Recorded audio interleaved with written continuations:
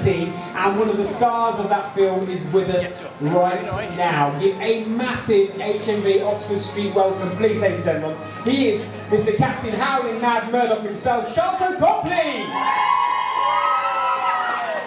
How are you? Good to see you, my man. Good to be here, man. It's cold, but good. What's it like to be back in London? Other than being cold, what's it like to be back in London? I love London, I honestly do. I mean, I saw on Wikipedia they've called me an Anglo-African. It's now a classification. I'm an Anglo-African because I'm a descendant from the UK. That's, you know, my grandparents are from England. So. And I'm very proud of that, actually. So I love coming here. I love the British people. I love the culture. So any excuse I have, you know, they ask me if I wanted to come. I'm like, yes. I'm staying longer. I'm going to see friends on the weekend. So now everyone's here. It's obviously to see you and to talk about the A-Team and your role as Murdock in that. Tell us a bit about it and how it came about. Did you get approached and someone said, "We'd love you to be Murdock"? Did you have to screen test? How did it all come around? Well, what happened was I was promoting District 9. I was in a hotel in Austin, Texas, and they'd sent me the script and said, "Look, we're interested in you for Murdock, read it, see what you think." The way that Murdock was written in that draft of the script that I saw at that stage, I felt had changed too much from the original show. I was a huge fan of the A-Team as a kid. And it was my favorite TV show, that was my favorite character, so I really knew it well. And I felt that to sort of try and have a conversation with the director about why I thought it was wrong, if you will, wouldn't be the right way to go about it. So I shot a series of scenes in my hotel room that I called Things That Could Happen to Murdock in a Hotel Room, and it was basically me just improvising with different accents and voices and things with props in the room.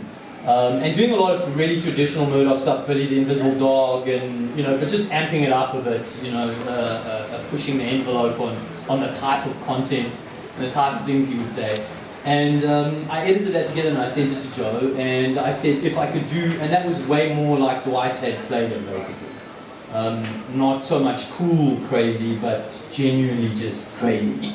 I was just imagining him saying, "This guy actually is crazy, he's perfect for this part. Look what he sent us." It's him just mucking around in a hotel room. Yes, exactly. So, and I said if I could do it more like this, and I think I sent him a picture of me when I was like 12 with a V.A. Baracus birthday cake that my mom had taken. I found this picture and I sent it, and I said, just so you know, I'm not just doing that actor thing where it's like, yeah, I'm a huge fan, I love the show, and I never saw it, you know. I was like, no, I really do love the show. Also, I quite like the fact that you get some great lines in the film. I mean, Murdock always had the funny lines, I think it's fair to say. And in this film, a lot of them, is it right, that were quite improvised? You went for it some of the times and they kept the takes. Yeah, no, that was the thing. Like most of the fun stuff that like you say, Murdock is supposed to have the fun stuff, and when I was reading I was like, I don't know if it's here. So that's why I did the tape, and thankfully Joe Conahan, who's the director, was very open to that, and he really wanted to do it, so he would throw ideas at me, you know, in the moment we'd be doing something, and if I said, can we do something else here, you know, like the Braveheart moment, which is like one of my favorite in the movie, was that wasn't in the script, you know, it was just a combination of, like, Joe saw me with blue paint and said, "Brother, you look like Mel Gibson, you look like Braveheart, can you do?" And I was like, I know the speech, give me a dog, give me a horse. And, you know, that's how that happened. Also, loads of action in this movie, I mean, we see it running behind us here. I mean, how much involvement did you have in it? Because I know that a lot of actors like to throw themselves into it, a lot of actors are like, well, you know, it's a bit dangerous to get the stuff involved. Did you throw yourself into this? Yeah, but I really must be honest, I mean, because I'd only done one film before District 9, which was grueling. I mean, that was throwing myself into something really on. This really was just fun. I mean, it was like, I sat in a helicopter, you know, the hardest it got for me was like, they're going to strap you in and you're going to go upside down in the helicopter, can you handle it? You know, so it was mostly just fun, and an easy schedule, and a trailer with like pay-per-view TV in it, even if you're in a snowy mountain somewhere. Somehow they got internet and pay-per-view in your trailer. So different experience. Do you like to watch your films back? Now, I know you've only done a few of them, as you mentioned, but can you watch them? Because a lot of people find it a little bit, or a lot of people love it. How do you? I'm fine with it. Yeah, I watch. I mean, because I come from a filmmaking background, I can watch things as a filmmaker, but I don't have that like, oh, I can't watch myself, or you know, I feel like when I do characters, they feel very distinctly different from me. So I don't really feel like I'm watching myself, if that makes any sense. Also, you're a director, right? You've done lots of different, you're not just an actor, because a lot of people I think will be thinking, oh, he's done this film, he's done that film, we just know he was an actor, but there's a lot more to you, you've done a lot more. Tell us a bit more about that. Yeah, well, I come from a filmmaking background. When I was a kid, I used to, actually from watching the A-Team was one of the first shows that I knew and loved, and Dwight Schultz's character doing those crazy voices and different characters. I grew up making little sketches, making little movies, and very often being on camera.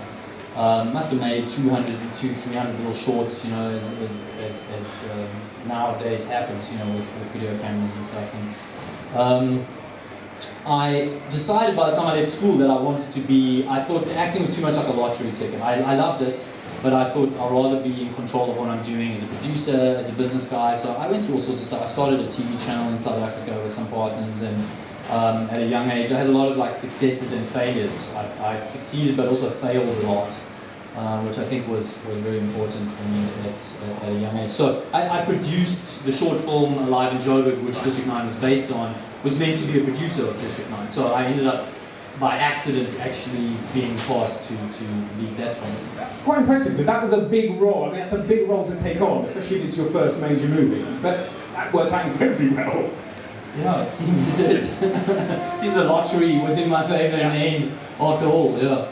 Tell us about the sequel. Is there going to be a sequel to the A-Team? What have you heard? What do you know?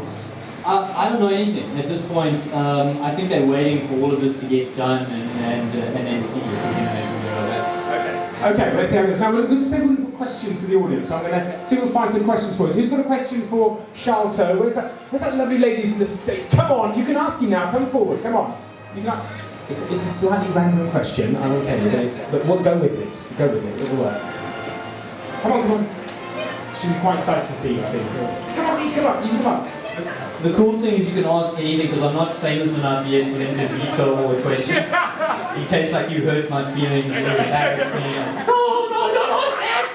Yeah, it's a good point. It's like, I'm not stitching you up. It's not something. I get shy! Come and join, come on. Come on, here we go.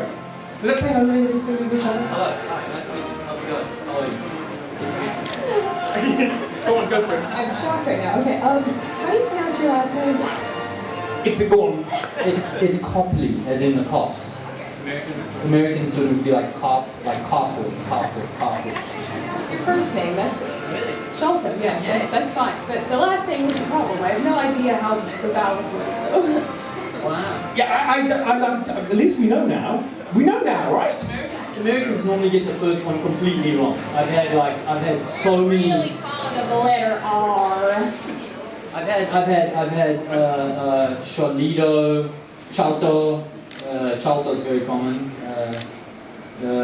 Sharlto. I don't know how people get those Sharlo, like strange things. I don't even know. But you know now. Where is it? You got it. There you go, Sharlto Copley, you know now. Okay, thank you very much, thank you very much. Any other questions? Yes, come on Joyce, come on. Yeah, absolutely, come on up. Is it name related? Because I think we've covered those. We've covered those, here we go. Come on up.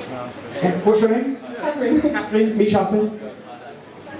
Okay, here we go. Question please. What are you going to do next apart from Men in Black? I haven't actually. Men in Black was like one of those stories that breaks too soon. Like I haven't committed totally to Men in Black. We're still waiting to see like another draft of the script actually changing something. So that may or may not still happen. But I do have another film that is so awesome and I love so much. But I can't tell you what it is. We're shooting next year, but it's totally awesome. And it's not a sequel to District 9. Okay. Is any hints? Is it a horror? Is it an action? What's Absolutely no hints whatsoever. I'm sorry. I can't. I would tell you because I love it so much. I would just tell the whole story right now. But look out. Yeah. We'll look out for it. Okay, thank you. Are you happy with that? Yes. Well, we'd be happy with the real answer to that, wouldn't we? But we'll have to wait. He's not going to tell us. Thank you very much. Thank you. Yeah, come on, Keith. This is Keith. Now, Keith took part in the competition earlier. Okay. He did lose, but he did very well. It was all about the A-Team movie. What did he have to do? He had to answer questions relating to the film. He got most of them right. Sorry. Yours right. It's the most important one. Good. There you go. Right, but Keith, you've got a question. What was your favourite part of playing Murdock in the movie? My favourite part. My favourite scene, I would probably go with the Braveheart scene. To be honest, I really, that was I really enjoyed that. But there were a lot of fun moments, but I would choose that if I could choose one. My wife asked me to ask this. What was it like spinning around on a helicopter with a propeller? Okay, that is okay. I'm not gonna lie here, because it's so tempting to lie and say how cool I am. But actually, okay, a helicopter they said you're gonna hang from the rotors, and I'm like, all right. I was a little concerned because I thought, Murdock is maybe crazy, but he's not stupid. He's not gonna break the helicopter. So I threw that line in there of saying rotors are good, as if it was part of kind of a crazy pre-flight check. That was my way of justifying it to myself and saying to Joe, okay, I'll do it. I'll hang on the rotors, even though it's probably not the best thing for a pilot, but maybe this pilot is checking the rotors that way. So I thought it would be easy. I'm like, I can totally do the stunt. I can support my own weight. I've got a pretty good strength. I can do several pull-ups. It's not a problem. So I'm like, I'll be okay. But the rotor is like, it's wide, all right? So I get there, and everybody's there, there's all these cool stunt guys, whatever, and the guy shows me how to do it. So he's climbing up on the ladder, and he just grabs, and he swings around, and he lets go. So I'm like, oh, cool, I'll do that, I'll do it. And they've got this harness that's there to help me. If I can't hold on, they have a harness. I don't need the harness, I can support my own body weight. Until I actually try and hold, and I notice that I can't grip, so it's really just this part of my fingers that I can use I can't actually get, it's not like grabbing a pole, where you can't use your thumbs at all, basically, like your thumbs are useless to you. So you're really just trying to use the top part of your fingers to support your entire body weight. I couldn't do it, I was like almost dying. I've got to look relaxed, I've got to sing. So I'm tossing up in my mind, do I ask for the harness, and maybe not look as cool, or do I, and just grin and bear it? In the end, so on that scene, the end of the story is, they have a harness going up to help me hold myself on the rotors so that I can look relaxed and sing and calmly look like I can support my body weight with my four fingers and not my thumbs. All film trickery. There you go. Oh. There you go. Keith, how's that make you feel? Less bad than not being able to do it now, I guess. Yeah, you tell your wife. It's not that impression. Right, anyone else? Any question? Yes, come on up, you coming? Come and join us on stage. They've been quite random, haven't they, at the moment? So. They have. Oh, this is the last one, though. This is the last one. You can look at the last one. Okay. Oh, hey, make me go. Hi. What's your name? What's your name? Becky. Becky. Becky, Sharlto. Becky? Okay, what's your question, please? What catchphrase do fans ask you to say the most? What catchphrase? Well, in terms of catchphrases, most people have asked me, I think, to do the Braveheart actual scene, which is quite long. And from A-Team, that's normally what comes up. And then in District 9, I get people ask me to swear, like Vickers van Mava, and I've had some really, really weird requests. People come up and go, call me a fucking prawn. Sorry, what did you just say? With some of them, that's probably quite nice for you to do, actually. I've had, so weird stuff. Yeah. There you go, you happy? Thank you. Excellent, no, thank you for your question, thank you very much. So guys, thank you very much. Charlton, thank you. Charlton, thank you very much. Charlton. There you go. Charlton, well, thank you for coming. Yes, good. It's good to see you, sir. Everyone, Sharlto Copley.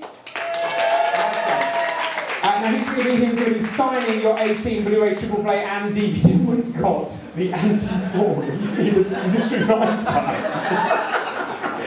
He's going to be. That's awesome, isn't it? He's going to be here now signing your DVDs. So get into the queues, and he'll be here for you. So nice one, Sharlto. Thank you very much, everyone. Sharlto Copley, one more time. Sharlto.